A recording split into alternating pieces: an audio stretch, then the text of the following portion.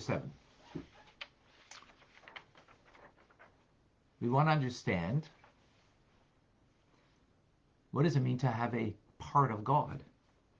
God is indivisible. So what do we mean as a part of? So we spoke that the essence of God is truly indivisible. Not only it's not divisible, but the essence of God is found here in a way that's not contained by being here. Our soul is found in our body. It's contained by the body, meaning it's affected by the body. It changes because of the body. It can be even imprisoned by the body, but not so God. God is not contained, limited at all by being the very core essence of God here. So that's not divisible in any way, not contained in any manner. And even when we speak about the name of God, that the name of God is the attributes of God, that transcends here. But there is something that we have in this world that vests itself, and that is a radiation array of light that comes from the name of God. Which again, the names or various names of God just refer to different aspects of God, as we will soon get more into. So, with this concept, the Alter Rebbe then says that this contracted light, this ray of light that vests itself into this world, right, and animates all created, formed, and made things, right? Bria, Yitzir, and Asiya. It's divided primarily into 613 rays of light. Why 613? Because it corresponds to 613 commandments of the Torah.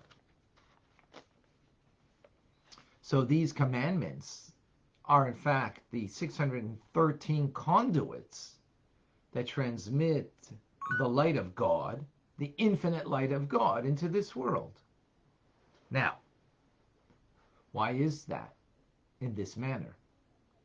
Because ultimately the whole point of the light of God is to illuminate the divine soul, the soul down here.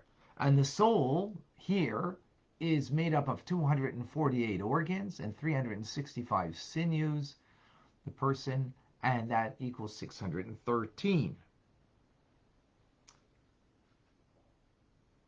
And with this, then we understand that the ultimate purpose is then man, Adam, is the ultimate purpose. Because Adam is the embodiment of the 613 elements of their soul that will be illuminated with 613 rays of light that are the divine will, the divine commandments of God. So now when we speak about these rays, there's 613 parts that radiate us. Now, those 613 are the sort of general ray of light that illuminates the soul. But the truth is, as it's based on 613 commandments, those 613 commandments, so one commandment can have many components to it. Like one commandment to remember the Sabbath, to Zachor es Yom HaShabbos L'Kadshei, remember the Shabbos day and sanctify it. So that particular ray can be made up of many sparks, just like a ray of light has what's it called? Oh my gosh. A ray of light is, okay, it eludes me for the moment. So, in other words, there's 613 primary lights, but the light itself is made up, as the commandments are made up, of many subdivisions of infinite details. Infinite details.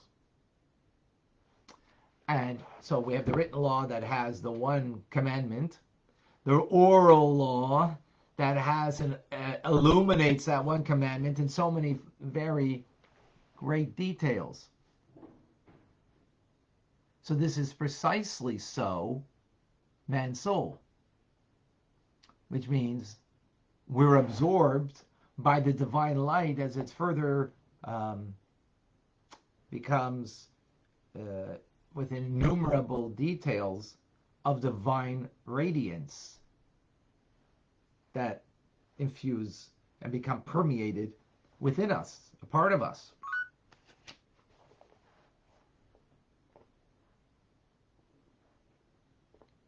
So